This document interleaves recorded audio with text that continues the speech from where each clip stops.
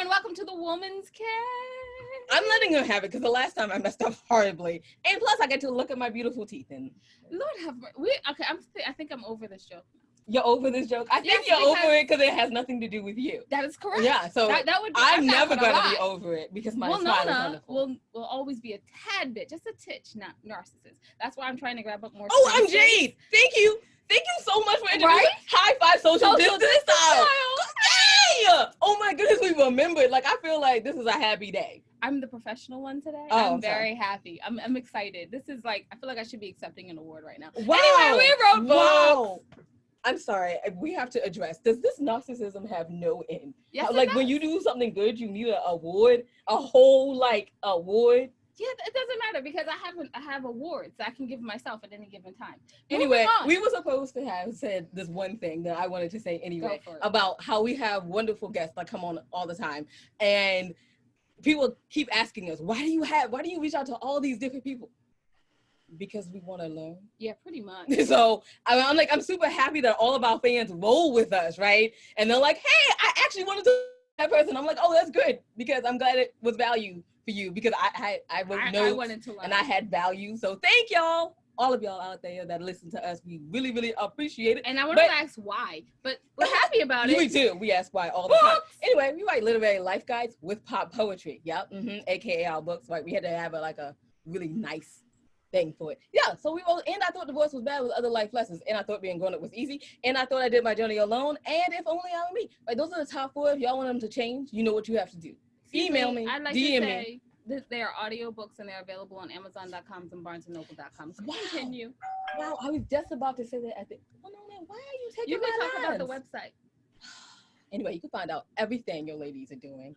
And I do mean everything your ladies are doing on www.andwethought.com. But we have a girl. You can tell that we have an important person because we have our co-host. So that means that they're awesome and they are not from the book world. Tanya, introduce yourself. Hi, my name is Tanya Todd. I'm an author, actress, and screenwriter from Las Vegas. Thank you so much. I love how she's so concise. I want to be like her when I grow up. No, I don't. Moving on. Well, I would like to have her height. That would be nice. I would love to have her height. I'd love to be in her weight class again. Okay, so she's taking your weight class. I'm taking your height. Maybe we'll be like you. You'll still be you, though. Anyway. But y'all aren't here to hear us drone on about how we want to be taller or skinnier or like write better. You know what? No one really cares about that. I can't write any better. No one wants to hear about that. You want to hear from our wonderful guest. Wonderful guest, would you like to introduce yourself? Hi, I'm Dori Berenstein, and I am a Broadway producer and a filmmaker, and I was asked to come up with 3 things that are just special or interesting. So one, I'm completely obsessed with chocolate chip cookies. Yes. I just have to say, but they have to be home baked or fresh. You know that's obsessed. Nuts or no nuts? I love nuts. Yeah, I have to say. Pecans or walnuts? Either. We're asking the important questions today. I think pecans more than walnuts. Yes, me too. Oh, good. Yeah. Okay. Well, that's essential. Books, I'm like completely obsessed. And then I have never said this to anybody, but I'm going to tell you because it's kind of a little odd. But I love political buttons, like campaign buttons, and particularly women through history, and collect these political buttons that tell the story of like how the campaigns and everything. But I've deviated from that, and I'm having the best time collecting anti-Trump political buttons right now. Just saying. Hey, I mean, we all have our things, and that I love. Wow, buttons! I like them. I do like buttons. I love them. Yeah, she does collect buttons. I do.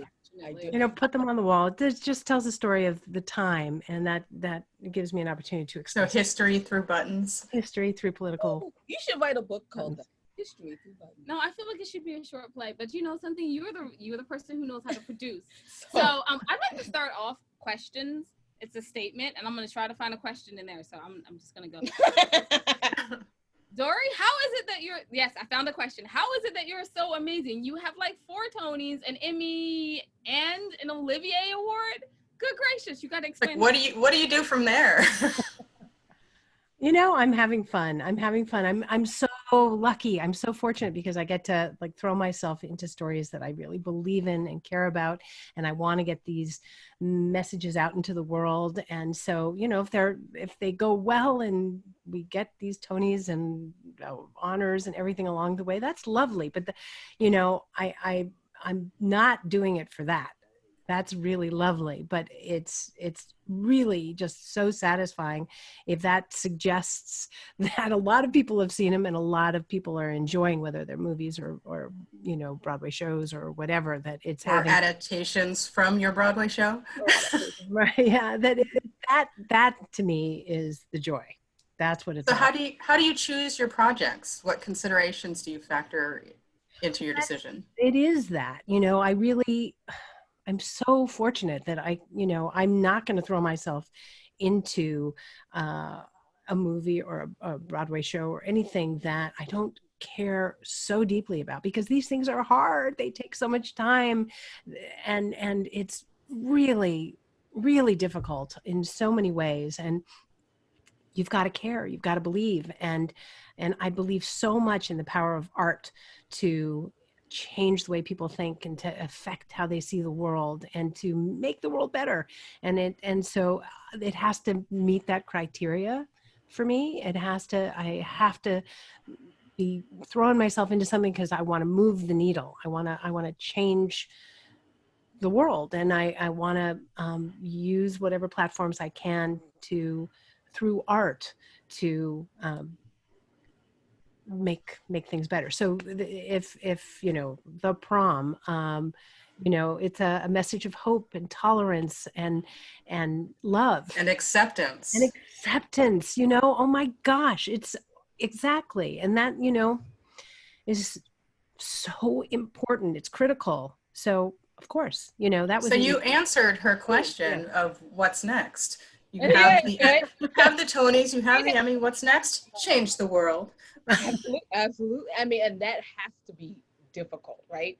So you're being in stories that you truly love and you care about, and you're really trying to push the envelope. So what is one of the most difficult challenges that you have ever faced, and how did you overcome it? Because I think as all of us are aspiring to be creatives and do better, we all have this like wall that we run against, and then it's up to us to decide if we're gonna keep running and go or we're just gonna stop.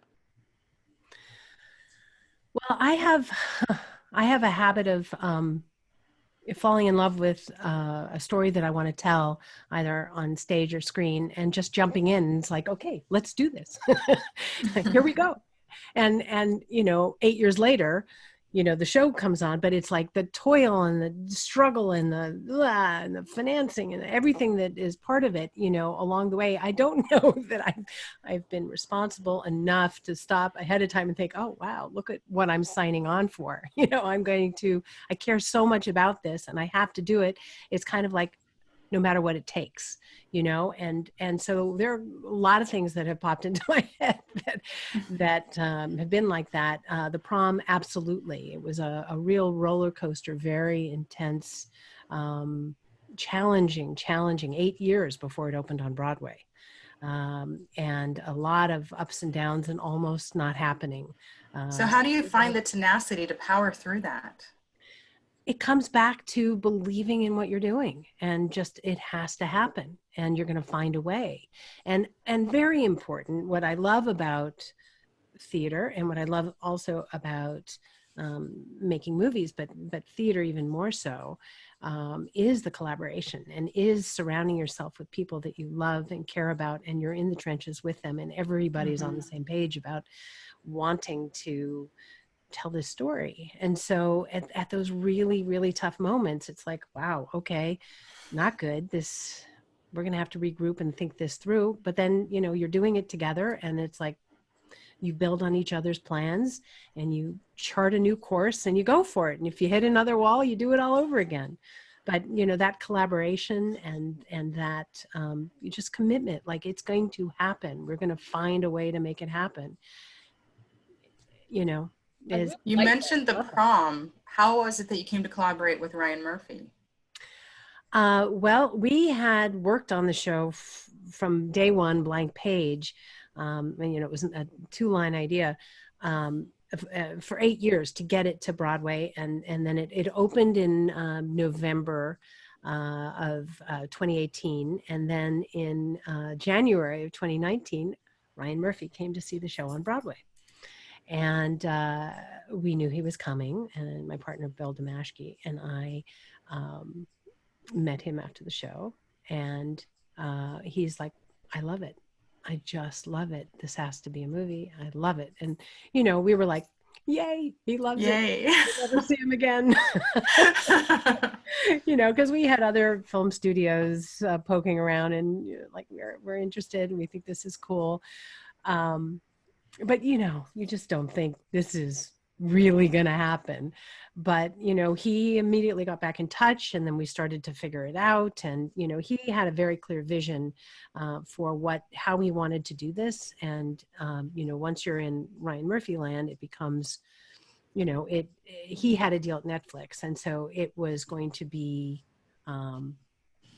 his adaptation of it. But he was right from the get-go so completely embracing of our team and our creative team and our and Bill and myself, and invited us into the process. Oftentimes you kind of hand it off and then you're at opening night, but we were very fortunate to be able to engage with him throughout and be on set and the whole time and all of that. So it's really cool that he included you. Yeah, and that I admire greatly that he was there and said, this has to be a movie. We have to get, this message. He had the same reaction we all did, that this is a story that has to reach even more people. We have to get this out there. So a movie that has a few big names attached. Right, it can reach a greater audience and maybe change more people's hearts, right? It's exactly right. And it was all about changing, hearts and minds, and ideally, if the movie had been able to be made before and be released before the election, also votes. Yeah, I didn't think about that. Yeah, very intentional. I like how very intentional. Doing everything you do is very intentional. But also with heart, though. With heart. That's the thing is, it seems like you set your intentions, but you set your intentions on your heart. So it's like, it has to first kind of like get tattooed on your heart. And then you're like, now my intention is to see this thing. Right. If it took 8 years, it wasn't as calculated as it sounds, but after 8 years, it comes to fruition. And now you have this opportunity and you're like, hey, how about this? Yeah. Well, I couldn't imagine throwing my life into something like that I didn't care about. I just can't. I'd be really bad at it. It wouldn't. So I have to be so there, so committed.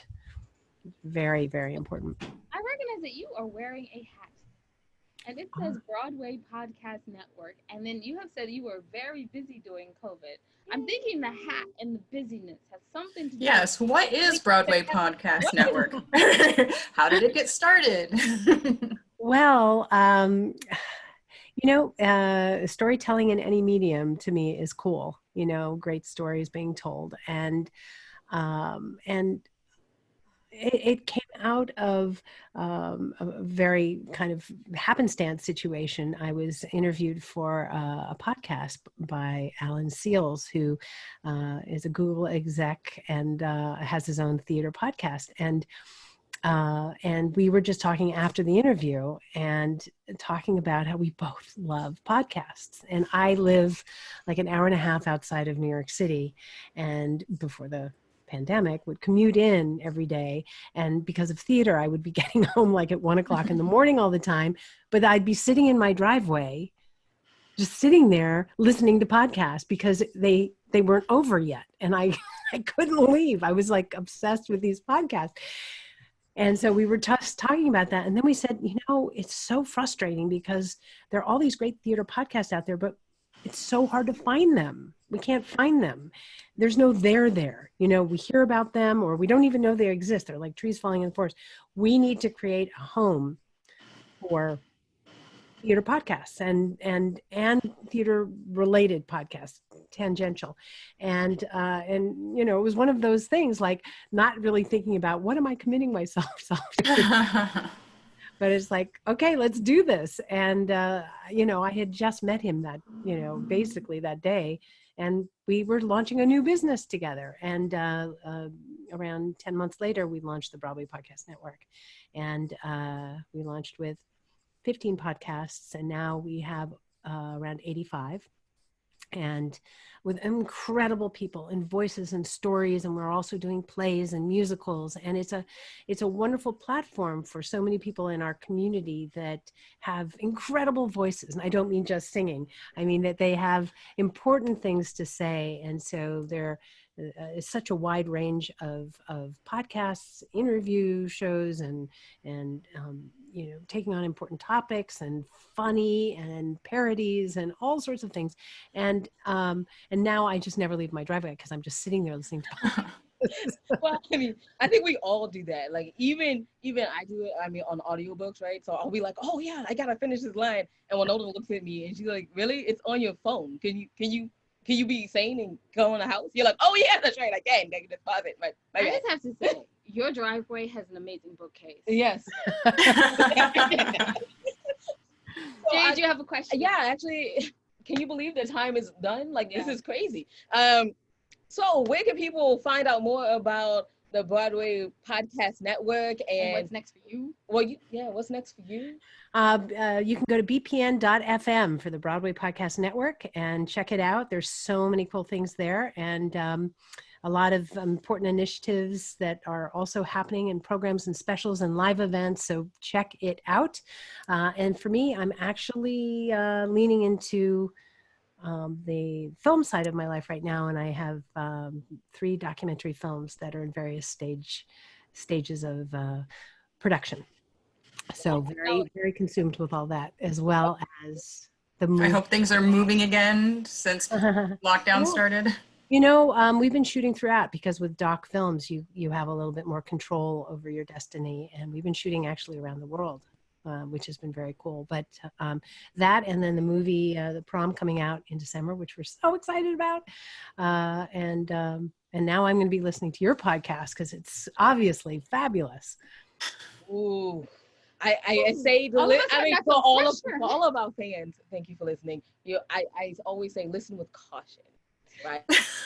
All the ladies, and the ladies tend to do things that we tend to mess things up. Let's be honest. Listen, no, I was going to say your listeners know what they're going to hear. You guys are fun with a bit of silliness, but you bring excellent guests, and that's why they're here. Absolutely, I think, or they might be here for our pop poetry. Who knows, right? Who knows? You're laughing about that. Y'all are here for pop. Thank you so much for coming on our show, Dori. We really appreciate it. Tanya, where can people find more about you? Because you have to say your website. My website is www.mstanyatodd.com. That's Ms., not Miss. And I'm on social media at Ms. Tanya Todd. I love it so much. I love it so much. I make it say it all the time. All right, so you can find out everything your ladies are doing on www.andwethought.com. You can check out our other podcast, The Ladies' Tales, which people read our script. Professional actors read my TV script that will never see TV. But it still was wonderful. Like, somebody read our word somewhere. That's a beautiful thing. So, and other wonderful guests that we have on, we're doing like a really great with that. So y'all check that out. But more importantly than all of that I have just said, if you go onto our website, please go to the Ladies tab. Please go to the middle of the page and see the charities that we proudly support. And yes, we know that it is 2020. And so money, as they would say, it's funny, right? So a lot of people really don't have a lot of money, and that is okay. If you can't donate money, maybe you can donate time. If you can't do that, maybe you can just drop them a kind word. You can even just add them on the social media and say thank you for doing a wonderful work in the world. I mean, I appreciate that you're doing that. You know what narcissist does. Oh, and I appreciate a kind word. Appreciate a kind word. And you know what, Tanya? You did. That was a really good comment. Dori, do you have a website? Do I have a website? Yes. Yes, I do. www.dramaticforces.com. Thank you so much. I forgot to ask. So thank you, Tanya. See, this is why she co-hosts with us. She reminds you of great things like, hey, where's her website? Right. So thank you so much for all of that. And remember, wisdom is all around you. If you're open to finding it and accepting it. Hey, I got the tagline right. Yeah, all right. Peace and love, you guys. Well, no. NJ.